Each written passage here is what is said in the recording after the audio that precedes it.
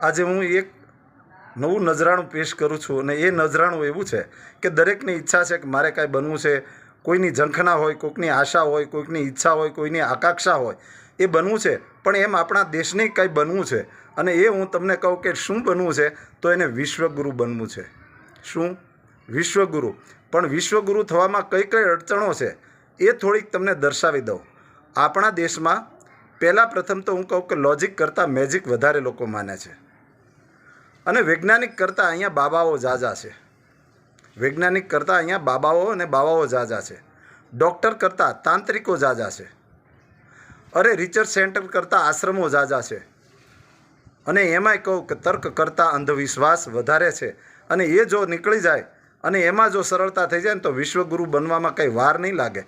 પણ બીજાના ઉપર નિર્ભર રહે એ આત્મનિર્ભર કેવી રીતે બની શકે? તમે જ કહો. હવે વિશ્વગુરુ બનવું છે તો વિશ્વગુરુ બનશે ત્યારે આપણે હશું કે કેમ એ શંકા છે.